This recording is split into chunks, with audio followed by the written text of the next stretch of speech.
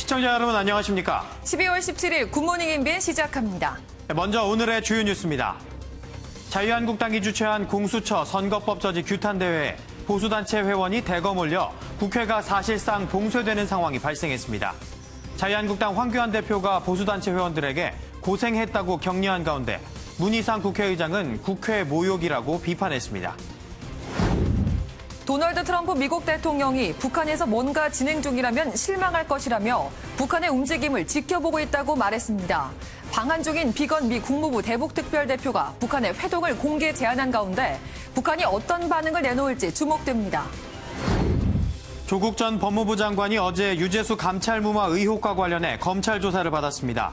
조 전 장관은 가족 관련 수사를 받을 때와 달리 진술 거부권을 행사하지 않은 것으로 알려졌습니다. 당장 오늘부터 투기 지역과 투기 과열지구에 있는 시가 15억 원이 넘는 아파트에 대해선 주택담보대출이 전면 금지됩니다. 분양가 상한제 대상 지역도 핀셋 지정에서 그물망식으로 대폭 늘고 양도세도 주는 등 주택 처분을 유도하기로 했습니다. 한일 양국이 어제 도쿄에서 국장급 수출 대화를 10시간이나 진행했지만 별다른 결론을 내지 못했습니다. 양국은 이른 시일 안에 서울에서 다시 만나 대화를 이어가기로 했습니다. 지난 14일 서울 강서구에서 서울 소재 지구대에서 근무 중인 현직 경찰관이 피살된 채 발견된 사실이 MBN 취재 결과 확인됐습니다. 경찰은 사건을 최초로 신고한 남성을 피의자로 특정하고 구속영장을 신청했습니다. 자유한국당이 국회 본관 진입 계단에서 집회를 열면서 경내가 아수라장으로 변했습니다. 국회 안에서 대규모 농성이 벌어진 건 사상 초유의 일인데요. 일부 집회 참가자들이 국회 난입을 시도하면서 경찰과 충돌했습니다. 선한빛 기자가 보도합니다.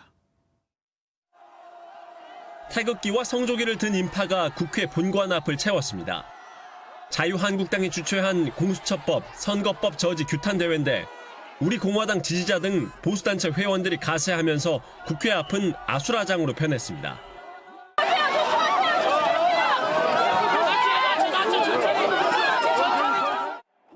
규탄 대회엔 한국당 추산 10,000명이 참가했고 일부 참가자들이 국회 본청 진입을 시도하면서 경찰과 충돌했습니다.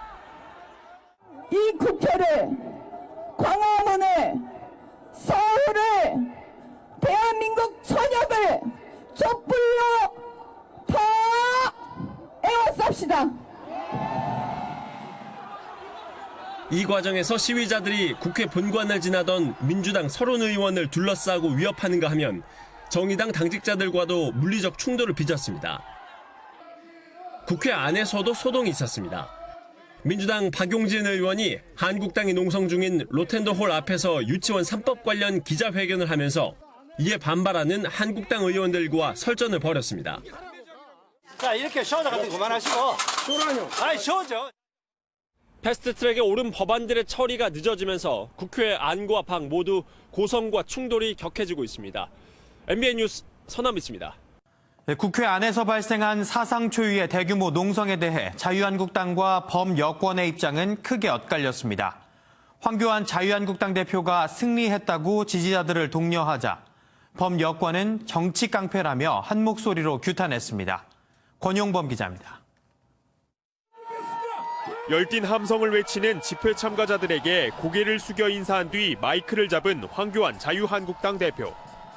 몰려든 인파에 국회가 봉쇄되고 인근 교통까지 마비됐지만 황 대표는 우리가 승리한 것이라며 집회 참가자들을 독려했습니다. 국회에 들어오실 때 자유롭게 오셨습니까? 막혔지요? 오래 고생하셨지요? 여러분 들어오신 거 이미 승리한 겁니다. 이긴 겁니다. 국민을 대변하는 국회에 들어오는 건 정당한 의사표현이라는 건데 문희상 국회의장은 유감의 뜻을 밝혔습니다. 매일같이 모욕적이고 참담한 심정으로 잠을 이룰 수가 없습니다. 모두가 거리로 나와 광장에서의 대립이 일상화된다면 범여권은 일부 집회 참가자들이 국회로 난입해 폭력을 행사하는 등 물리적 충돌을 빚은 것에 대해 한 목소리로 규탄했습니다. 더불어민주당은 대한민국 제1야당이 선택한 것은 의회 정치가 아니라 정치 깡패와 다름없는 무법과 폭력이라고 비판했고 민주평화당도 무소불위의 깡패 집단, 국회 폭거 세력으로 거듭난 극우 세력들의 반민주적 폭력적 행위라고 맹비난했습니다.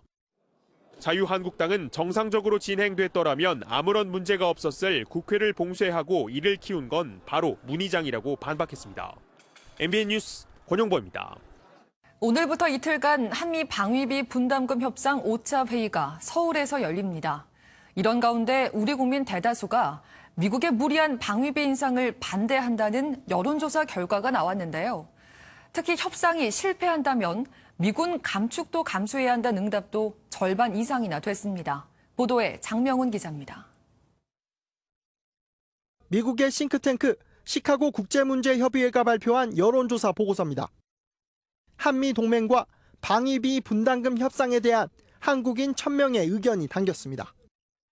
눈에 띄는 점은 국민 대다수가 한미동맹과 주한미군 주둔을 지지한다는 겁니다. 한미동맹을 지지한다는 응답은 92%, 주한미군이 한국의 안보에 기여한다는 응답과 주한미군의 장기 주둔을 지지하는 응답도 각각 87%와 74%였습니다. 하지만 한미 방위비 분담금 협상의 경우는 달랐습니다. 10명 중 7명이 미국이 요구한 50억 달러보다 적은 수준에서 협상해야 한다고 응답했고 아예 미국의 요구안을 거부해야 한다는 입장도 있었습니다. 특히 난항을 겪고 있는 방위비 협상이 실패로 돌아갈 경우 주한미군의 감축도 감수해야 한다는 응답이 54%나 됐습니다. 이번 여론조사를 통해 미국의 무리한 방위비 인당금 인상에 대한 한국인의 반대 여론을 미 언론에 나타낼 수 있을 것으로 보입니다. 한편 한미 방위비 분담금 협상 5차 회의는 오늘부터 이틀간 서울에서 열립니다. MBN 뉴스 장명훈입니다. 지난 14일 서울 강서구에서 서울 소재 지구대에서 근무 중인 현직 경찰관이 피살된 채 발견됐습니다. 경찰은 사건을 최초로 신고한 남성을 피의자로 특정하고 구속영장을 신청했습니다. 노태현 기자의 단독 보도입니다. 서울 강서구의 한 빌라입니다.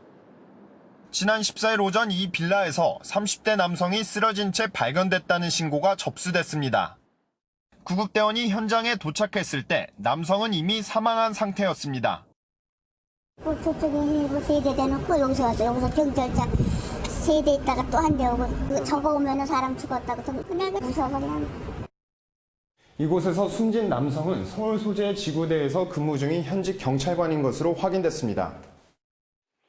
신고를 받고 출동한 경찰은 주변 CCTV 등을 확인한 후 최초 신고자인 숨진 경찰관의 친구를 피의자로 특정하고 긴급 체포했습니다. 이 남성은 당시 비번이었던 숨진 경찰관과 만난 다음 자신의 집에서 자고 가라고 한 뒤 살해한 것으로 알려졌습니다. 경찰은 피의자에게 살인 혐의로 구속영장을 신청하고 정확한 사건 경위와 범행 동기 등을 조사하고 있습니다. MBN 뉴스 노태현입니다. 정부가 18번째 부동산 대책을 내놨습니다. 금융과 세제, 청약 등을 총망라한 그야말로 초고강도 종합대책인데요.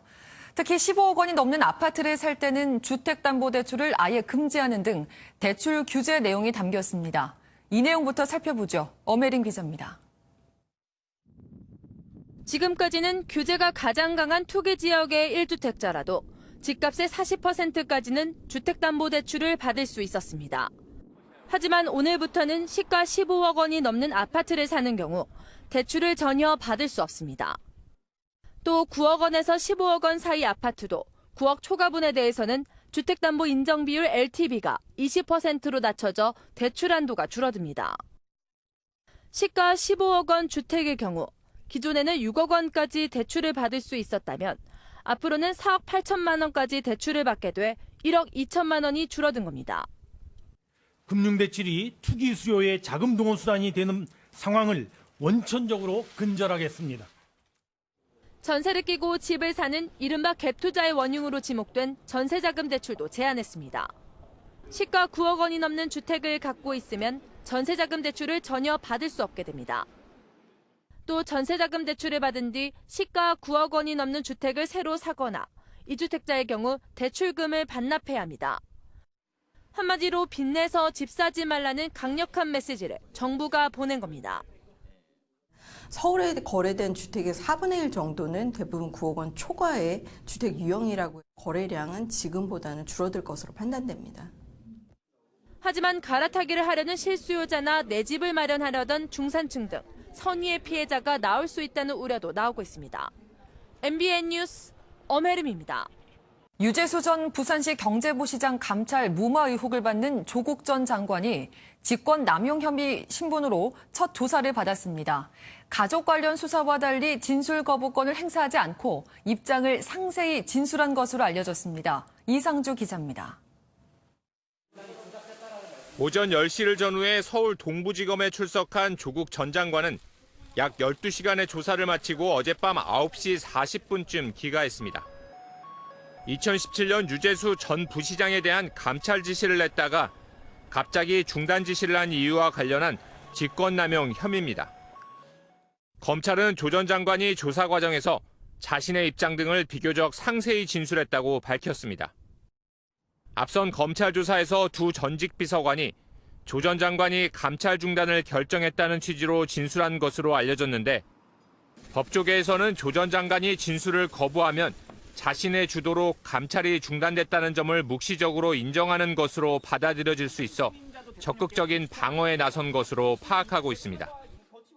한편 법원은 조국 전 장관 가족이 투자한 사모펀드 의혹의 핵심 인물로 꼽히는 조범동 씨의 공소장에 정경심 동양대 교수를 공범으로 추가하는 검찰의 공소장 변경 신청을 인정했습니다.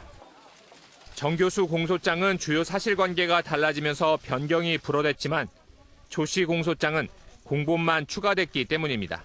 MBN 뉴스 이상주입니다. 청와대 하명 수사 의혹을 놓고 청와대와 당사자들의 입장이 엇갈리는 상황입니다. 이런 가운데 어제도 검찰 조사를 받은 김기현 전 울산시장, 청와대가 송철호 캠프의 공약 추진 과정에 개입했다는 주장까지 내놨습니다. 손기준 기자입니다. 앞서 청와대는 민정비서관실 소속 행정관이 스마트폰 SNS를 통해 김기현 전 울산시장과 관련한 비리 의혹을 제보받았다고 해명했습니다.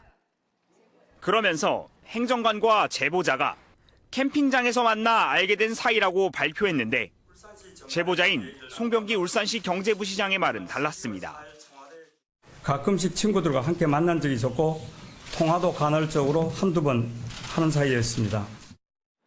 이런 가운데 어제 두 번째로 검찰 조사를 받은 김 전 시장은 청와대가 송철호 울산시장의 공약 추진 과정에 깊이 개입했다고 주장했습니다. 청와대에서 노골적으로 여러 가지 공약에 대해서 구체적 아주 구체화된 사업 계획하고 그런까지 다 회의를 했고요. 이는 검찰이 압수수색을 통해 확보한 송 부시장의 업무 수첩에 기록된 것으로 알려졌습니다. 또 청와대와 송 부시장의 해명과 달리 송 부시장은 제보 내용을 4쪽짜리 문건 형태로 청와대에 전달했고 청와대는 이를 재가공해 경찰청에 전달한 것으로 전해졌습니다. 한편 청와대는 어제도 하명 수사는 없었다는 뜻을 재차 강조했습니다. MBN 뉴스 송기준입니다. 어제 일본 도쿄에서 수출 규제 문제를 두고 한일 간 국장급 대화가 3년 반 만에 열렸죠. 대화 분위기는 우호적이었지만 일본의 수출 규제 철회를 두고 여전히 평행선을 달렸는데요. 양국은 이른 시일 내에 다시 서울에서 논의를 이어가기로 했습니다. 이기종 기자입니다. 일본 도쿄 경제산업성의 특별회의실. 먼저 도착한 일본 대표단이 우리 대표단을 맞이합니다. 지난 7월 한일 과장급 접촉에서 골방 같은 사무실에 인사도 없이 마주 앉아 의도적인 홀대 아니냐는 논란이 있었던 것과는 다른 분위기입니다. 하지만 예정 시간을 3시간 넘겨 10시간 동안 진행된 대화에서는 수출 규제에 관해 입장차를 좁히지 못했습니다. 우리 측 수석 대표인 이호연 산업통상자원부 무역정책관은 수출 규제가 없었던 7월 이전으로 돌아갈 필요성을 일본 측에 분명히 제시했다고 밝혔습니다. 이에 대해 일본 측은 한국의 수출관리제도 운용에 대해 실무적으로 확인하는 것이 먼저라며 평행선을 달린 것으로 전해졌습니다. 구체적 결론은 없었지만 일본 측은 대화한 것 자체가 진전이라는 입장을 밝혔습니다. 両国の輸出管理制度運用について専門的観点から幅広く議論が行われ、相互の理解を促進することができました。 한일 양국은 이른 시일 내에 다시 수출 관리 정책 대화를 서울에서 열고 논의를 이어나가기로 했습니다. MBN 뉴스 이기종입니다. 전두환 씨가 어제 광주에서 열린 명예훼손 재판에 또 출석하지 않았는데요. 전 씨 측이 앞으로 재판 출석 문제는 재판부의 결정에 따르겠다고 밝혔습니다. 최근 골프를 치고 오찬을 즐기는 모습이 공개되면서 원론적인 이야기를 한 것으로 보입니다. 정치훈 기자입니다. 전 씨는 5.18 당시 헬기 사격을 목격했다는 고 조비오 신부를 명예훼손한 혐의로 광주에서 재판을 받고 있습니다. 고 조비오 신부 측은 건강 상태와 경호 문제로 불출석을 허락한 재판부에 불편한 심경을 숨기지 않았습니다. 이 기회에 다시 한번 재판부는 정말로 전두환 피고인을 빨리 법정에 세우고 제대로 결심을 해주기를 진심으로 촉구합니다. 전 씨 측은 주소지인 서울에서 재판이 진행되어야 하나 주요 증인이 광주에 있어 검찰이 먼저 불출석을 제안했다고 명했습니다. 출석 여부는 재판부의 결정을 따르겠다고 밝혔습니다. 재판부에서 부르면 출석하실 건가요? 물론이죠. 법원에서 결정하시면 그걸 따라야죠. 앞서 전 씨는 멀쩡히 골프를 치는가 하면 지난 12일에는 12.12 쿠데타 주역들과 고급 음식점에서 식사하는 장면이 포착됐습니다. 최근의 행각들이 5.18 피해 희생자들을 매우 또 분노케 하고 있고 그 예전의 상처를 또 덧나게 하고 있습니다. 전두환 재판은 한두 차례 증인 신문과 현장 검증을 거쳐 이르면 내년 초 1심 선고가 이뤄질 전망입니다. MBN 뉴스 정춘우입니다. 배달앱 1, 2위 업체가 전격 합병하면서 자영업자들이 시장 독점을 우려한다고 공식 성명을 냈습니다. 실제로 저희가 만난 가게 사장은 본인 월급보다 배달앱 수수료가 더 많은데 더 오르면 장사를 접을 수밖에 없다고 하소연했습니다. 서영수 기자입니다. 파스타 가게를 운영 중인 김모 씨는 배달앱 3개를 이용합니다. 일단 배달앱을 이용하려면 각각 월 10만 원 안팎이 들고 여기에 배달 건당 수수료 10%, 카드 수수료와 앱 상단에 노출하는 광고비까지 다 합하면 보통 한 달에 250만 원 정도가 나갑니다. 하루 12시간씩 꼬박 일해 번 돈보다 배달앱에 내는 비용이 더 많습니다. 부담스럽죠, 사실은. 제가 가져가는 것보다 더 많은 광고비를 해야 된다는 거는. 그나마 업체 간 경쟁이라도 이뤄지는 지금도 이 정도인데 1, 2위 간 업체가 합병되면 비용 인상은 불보듯 뻔하다는 설명. 가맹점주협의회가 시장 독점을 우려하는 이유입니다. 소비자들도 업체들이 경쟁적으로 벌여온 할인 행사가 사라질까 우려하고 있습니다. 쿠폰을 이용해서 많이 시켜 먹었었는데 두 회사가 합쳐지면 쿠폰이 없어질까 봐 걱정이 됩니다. 배달비도 오르지 않을까. 배달의 민족 측은 독점 논란을 의식해 인수합병 후에도 각각 따로 운영한다는 방침을 밝혔지만 사실상 100% 독점 체제여서 공정위의 기업 결합 심사가 순탄치 않을 전망입니다. MBN 뉴스 서영수입니다. 캐나다의 한 연어 양식업자들이 배를 타고 바다에 나갔다가 믿기 어려운 광경을 목격했는데요. 예상치 못한 먹이 사슬의 모습에 깜짝 놀랐습니다. 영상 함께 보시죠. 물 안에 독수리 한 마리가 있습니다. 그런데 불그스름한 무언가에 몸이 꽁꽁 묶여있는 듯한데요. 바로 대왕 문어입니다. 보통 새나 포유류를 잡아먹는 흰머리 독수리가 문어 다리에 완전히 결박돼 있던 건데요. 양식업자는 자연의 이치에 인간이 개입해도 될지 몰라 잠시 망설였다가 결국 갈고리가 달린 막대기로 문어를 붙잡아 독수리를 구해줬습니다. 문어와 독수리 모두를 살게 하는데 초점을 뒀다네요. 얼음 조각 작품들의 향연이 펼쳐졌는데요. 하나같이 정교하고 멋진 작품들입니다. 미국으로 가보겠습니다. 네모난 얼음을 하나하나 깎아 갈고 모양을 내 작품을 만드는데요. 모든 얼음 조각들을 손수 만들었습니다. 접착제 없이 얼음 덩어리 사이사이에 물을 묻혀가며 정교한 작업을 하는데요. 이곳 워싱턴 DC에 그 작품들이 펼쳐졌습니다. 크리스마스를 연상시키는 작품부터 거대한 마을까지 세워졌는데요. 여기에 조명까지 더하니 환상적인 광경이 펼쳐집니다. 이곳을 방문하는 아이들은 얼음왕국에서의 잊지 못할 추억을 만들고 갈 수 있겠네요. 지금까지 굿모닝 월드였습니다. 출근길 우산 챙기셔야겠습니다. 곳곳에서 겨울비가 오고 있는데요. 차츰 전국으로 확대되겠습니다. 예상되는 비약은 제주와 호남, 경남, 충남에서 10에서 30mm, 수도권과 영서, 충북, 경북에서는 5에서 10mm, 동해안에서는 5mm 미만이 되겠습니다.